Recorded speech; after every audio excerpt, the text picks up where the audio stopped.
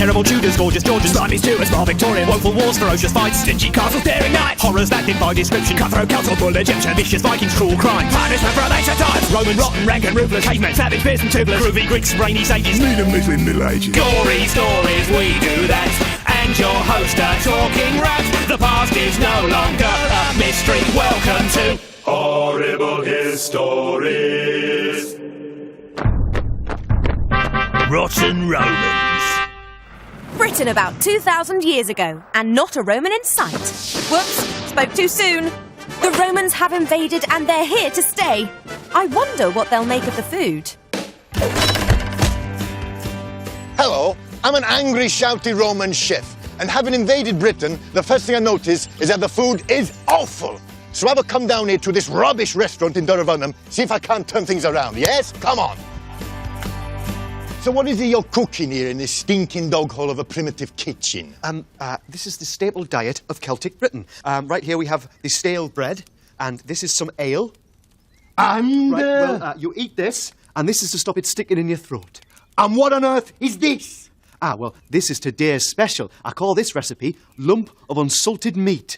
You think that's special? Celtic Britain is a disaster, fat man. You're about to get a cooking makeover, Roman style. Fetch me that pan. So we're going to create a Roman menu. Now remember, the Romans are so sophisticated, they like to eat as much as they can, make themselves sick, and then eat even more. So we've got to make something that tastes as good on the way back up as it did on the way down. Yes? Okay. So what I'm going to make is a wild boar with live song thrushes that fly out when you cut it open. I want peacocks, ravens, swans, jackdaws. I want the innards of an ostrich in a bowl. And sows others mixed with the brains of a goat. Yes? Okay. Pass me the pan. Let's go. Now let me just try some of these sheep's lungs. Not bad, but I could do with a little something. Pass me some of those rotten fish guts. That's the stuff. Delicious. Okay, so we got boar, birds, salad, brains, lungs. Well, that's the starter done. Now we should get on with the main course. Pan. Hey, let's go.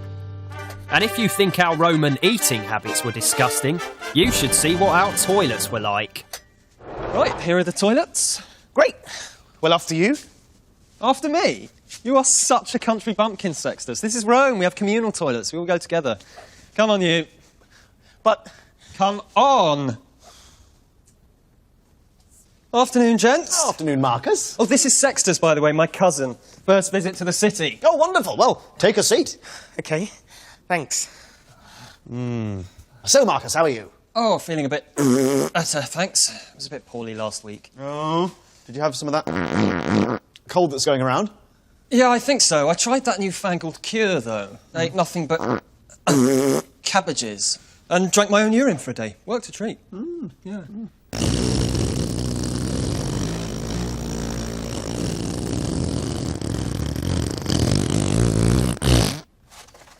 Sorry. Woo!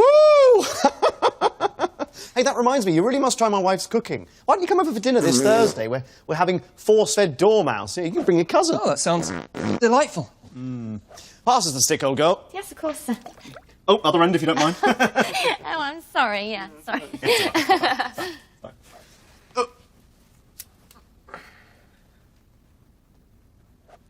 Right. See you Thursday. Lovely, I'll bring some wine. Bye. I just can't go like this with all you watching. Oh, goodness sake. Thanks. It's true, 100% accurate. Romans really did socialise in their communal toilets. They'd spend hours in there chatting and listening to gossip. Oh, Marcus! Oh, I do beg your pardon, viewers. Honestly, there's people watching. Sorry, that was my flea. And again, Marcus, what have I just said? Vile Victorians. We Victorians fought lots of wars abroad and they were really gruesome. If you didn't die on the battlefield, you probably would in the hospitals. Check out how filthy they were. Welcome to the Crimean War Hospital, nurse. Sorry, I didn't catch your name. Florence Nightingale. Nurse Nightingale. Well, let me show you around the hospital. First of all, and this is very important, do be careful where you tread, as there's a lot of... There's lots of blood on the floor. We do have hundreds of wounded soldiers here. There's also a lot of poo. Most of our patients have diarrhea. That's disgusting. Oh, watch out for the rats, yes. Honestly. Right, this is one of our new patients. Oh, but look at his sheets, they're filthy. Well, he's lucky. He got the bed. Most of our patients have to lie on the floor. On the floor? What, with all the... Blood and poo. Yes. Look at others. Ah, looks like the doctor's hard at work again. It's just run-of-the-mill operations round here, really, mainly cutting off limbs with a blunt saw. A blunt saw, but that must really hurt. Oh, yes, I have got a bit of a stiff shoulder. I just try and ignore it. With all the rats around, it's very important we dispose of amputated limbs properly. Oh, at last, some basic hygiene. Jeff! He loves his feet. Right, I can see we need to get this place cleaned up. Let's start with... Blood and poo, yes. I think this really suits me, don't you? Really? Yes, Florence Nightingale famously introduced cleanliness and order to hospitals in the Crimean War. She became known as the Lady of the Lamp. Though us rats knew her as Lady of the Broom, because that's what she used to whack us with. Oh, you! Oh, me snap. Which of these was a Victorian cure for a cold? A. Soaking your feet in hot water with mustard. B. Rubbing goose grease into your chest. C. Wrapping a sweaty sock around your neck. The answer is... they all were.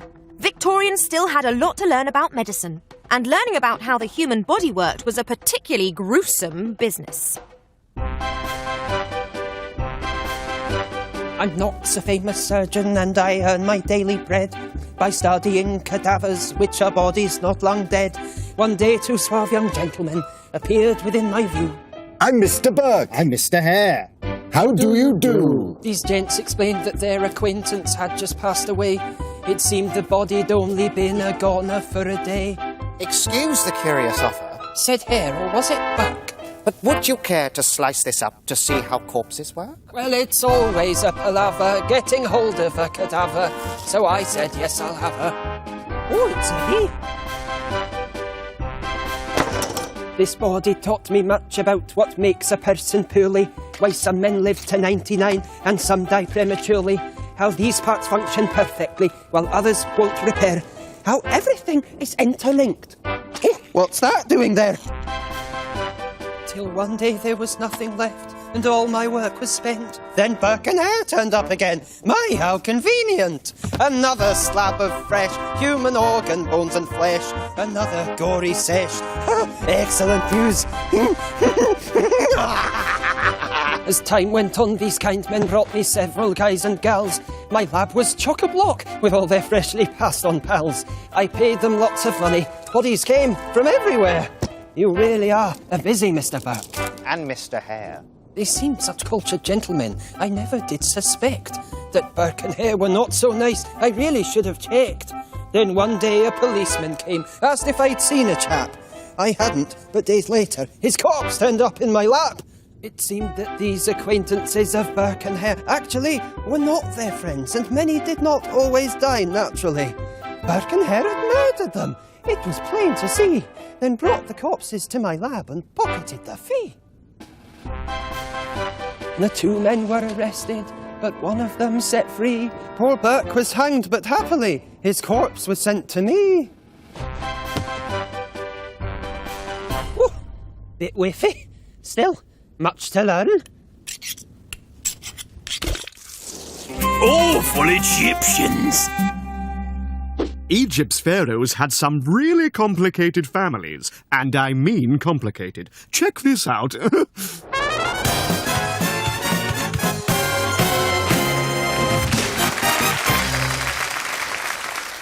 Behold the Queen of Egypt, the living Isis, Cleopatra.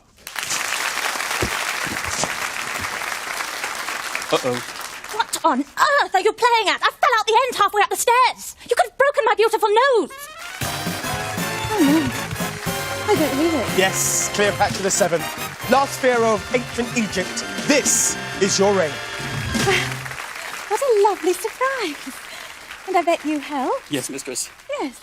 Well, to show you how much I appreciate it, I'm going to have you buried alive with me when I die. Oh. Yes, this is a show where your friends and family tell us funny stories about you. And we're starting with your brother, your husband, your second cousin, and your brother-in-law. Yes, it's Ptolemy the 13th, and... Oh, wait, hang on, that can't be right. Shouldn't there be 4 people? Oh, no, it's okay. He is all 4. You see, I married 2 of my brothers, and my dad is my mum's brother, so... Oh, cool. OK, maybe your dad can clear things up. Because he is here tonight with your uncle, your great-uncle, your father-in-law, and one of your other husbands. Hi, Dad, father-in-law, brother-in-law, second cousin, third cousin... Maybe we should leave the family stuff to one side. It's a bit weird. Let's concentrate on your husband. Yeah, it's us. No, the other ones. Because you didn't just marry members of your own family. You also had a thing for powerful Romans. That's right. Husband number 2 and 5, Julius Caesar and Mark Antony are here tonight. Are they, everyone? Great to be here. Me too. Love the show. Tell us a little bit about your romance with Cleopatra. Well, in 48 BC, I was the unchallenged ruler of Rome. Then I met Cleo. She made me stay on a very long holiday in Egypt. By the time I got back to Rome, I'd become so unpopular that I was murdered by my best friends in broad daylight. Terrible. That's similar to me. I mean, 42 BC, had the world at my feet, great armies at my disposal, met Cleo shortly after I died alone under attack by my own people. Shocker. I mean, she's hardly a good luck charm, is she? I was just thinking that. Yeah. Well, it was never going to work with either of you two. I mean, we're not even distantly related. Ugh, but Cleopatra, this is your very disturbing reign. So, have we been married yet? No. Come on, let's check our family proof. We might be related. We've all heard of Cleopatra. She's the most famous female pharaoh. But she wasn't the first. She was Hatshepsut, pharaoh of ancient Egypt. She had power, she had riches, she had everything a great pharaoh needed. Except a beard. Sorry, what? A beard. A beard? Yes, the pharaoh was meant to be the god Horus in human form, and Horus was a bloke, so you wore a fake beard to look like a bloke. Oh, are you sure about that? Yes, quite sure. Here we go. Hatshepsut wore a false beard and dressed in men's clothes. Hang on, what? You dressed in men's clothes. Don't blame me. That's like just what you did. Oh, that's ridiculous. Hatshepsut, the queen who would be king, took the throne from her stepson and reigned over Egypt for 22 years, until she disappeared in mysterious circumstances. Her monuments destroyed and her name erased from history. Stop. What happened to me? You were murdered, probably by your stepson. He was pretty annoyed about the whole throne-stealing incident. Right, that's it. Where are you going? Oh, you can keep your clothes and the whole pharaoh thing. Sounds far too dangerous for me. What about the beard? Oh, I'm keeping the beard. I think it really suits me. Ooh, that Hatshepsut. Ooh, she was a right show-off, she was. She had lots of carvings done saying she'd won loads of battles when actually her dad had won them all. Yeah. The next pharaoh put the record straight, though, by chipping her name off all the monuments. The rat knows all. Terrible Tudors. William Shakespeare was the most famous playwright in England. Britain. The world.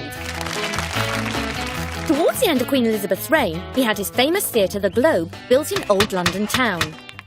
Tea break. Back to work. But then, his landlord put the rent up. So, to save money, Shakespeare had the entire theatre moved. 1, 2, 3, left. From north of the River Thames to south of the River Thames.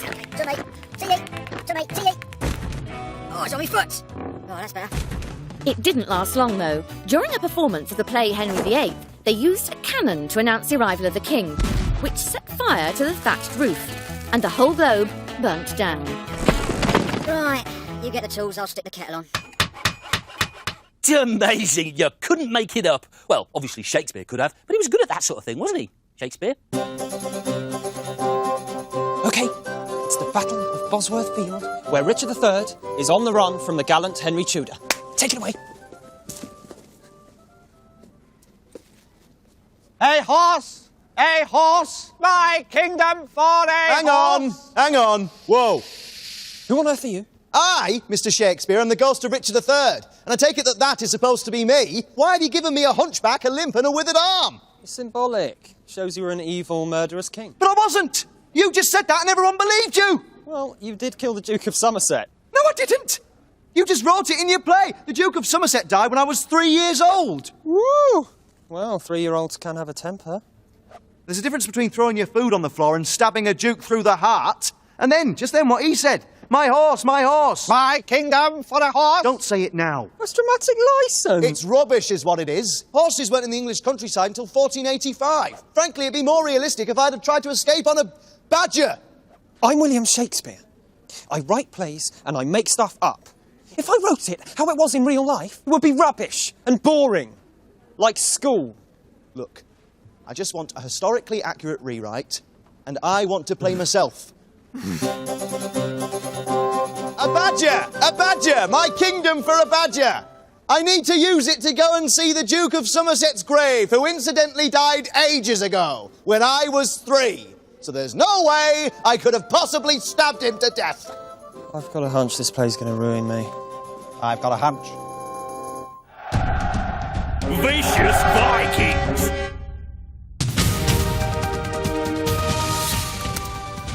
Hello and welcome to the news at when. When? Over 1,000 years ago, when Vikings were always invading British shores. Here to tell us all about it is Bob Hale with the Viking Report. Bob. Thank you, Sam. Well, it's 786 AD and all calm at the moment, with lots of happy English people, or Saxons as I like to call them, spread across the whole country. But I'm afraid it's not going to last. You can see here a nasty Viking front sweeping in from the northeast, causing heavy damage to both monasteries and indeed monks, before heading back off to Scandinavia. But not for long. Here they come again, and this time there's lots more of them, and they just won't go away. But luckily, a strong band of Saxons, led by King Alfred, pushed back up across the country, creating a front here, with the Saxons to the south and the Vikings to the north. But in 920 AD, the Saxons say no, enough is enough, and they retake the north, making the whole of England Saxon again, and that is the end of that. Or so we thought. Here come those Vikings again, and a Saxon king called Ethelred doesn't like fighting, so he tries to pay them not to fight. But they just take his money and invade anyway, those Vikings. And before long, the Vikings are absolutely everywhere. And in 1017, we even get a Viking king. Let's call him Canute, because that's his name. And everyone just shuts up and gets used to it.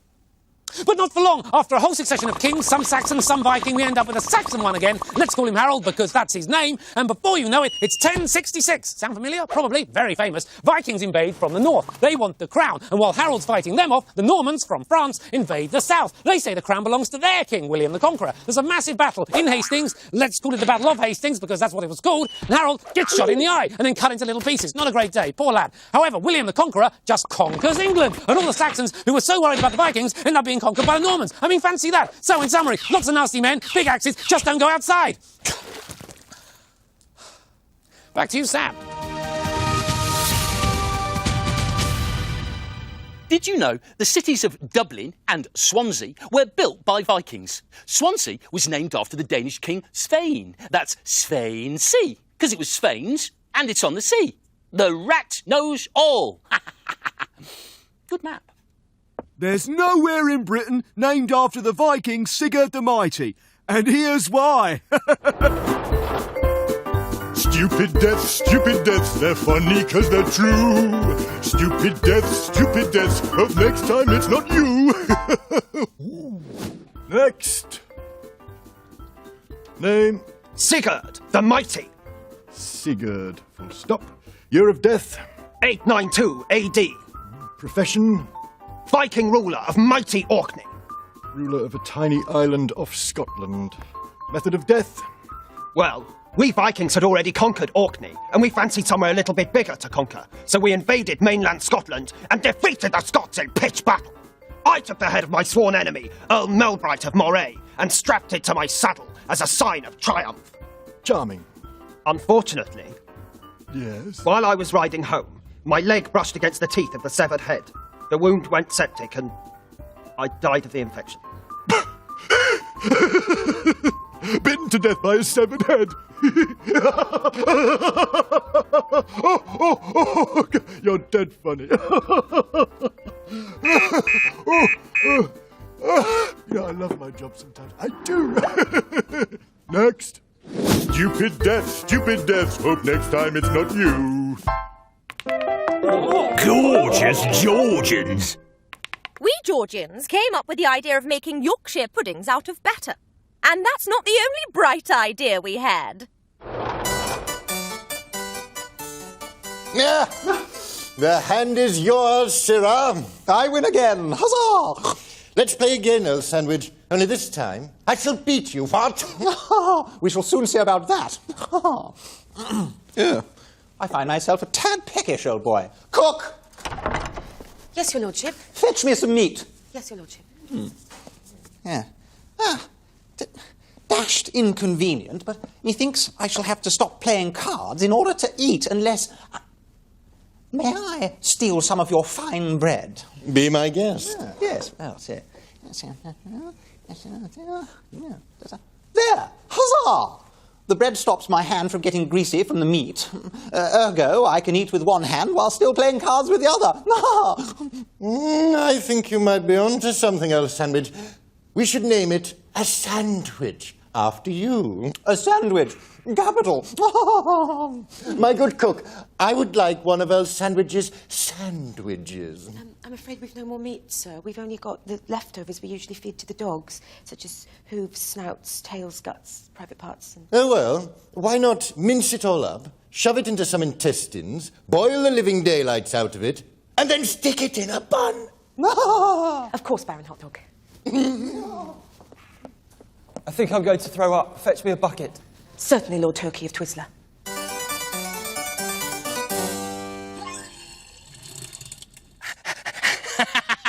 Yes, it really was Earl Sandwich who gave his name to the sandwich. But he wasn't the first person to eat things between pieces of bread. The Romans were doing that about 2,000 years before. So we should probably call it a sandwichus. Because that's, if you put an us on the ends of words, it makes them sound Roman. And, oh, please yourselves. Posh Georgians like Earl Sandwich loved playing cards. Poor Georgians had some much weirder ways of amusing themselves. At a fair in County Durham, one of the sideshows was a man eating what? Was it A, a live hamster, B, a wooden cartwheel, or C, a live cockerel? The answer is... C. The man ate a cockerel alive, feathers, entrails and all. And here's another horrible Georgian entertainment. Welcome to HHTV Sport, bringing you live sporting events from the past. This week, we're off to the 1700s, when many poor people often didn't wash for months. Their coats and wigs became infested with lice, which in turn led to the sport of lice racing. Sounds disgusting? Well, it was. You join us here for the Chelsea Pensioner Stakes. I like a day at the races. Perfect. A fine pedigree louse. I'll call him Itchy Boy, for obvious reasons. And they're under starters' orders. And they're off. And it's Itchy Boy from Scratchy Lad with haven't washed for weeks coming up on the outside. Oh, get off me, get off me! What drama? Itchy Boy has fallen, he's broken a leg. No matter, he's still got 5 left, so it's Scratchy Lad and haven't washed for weeks with Itchy Boy making the late charge. And at the line, it's Itchy Boy who wins it by a head. Congratulations. Thank you. But this trophy's not for me. It's for Itchy Boy. Never mind, plenty more where that came from. Tall tale, atrocious acts. We gave you all the fearsome facts. The ugly truth, no glamour glitz. We showed you all the juicy bits. Gory, ghastly, mean and cruel. Stuff they don't teach you at school. The past is no longer a mystery. Hope you enjoyed. Horrible history.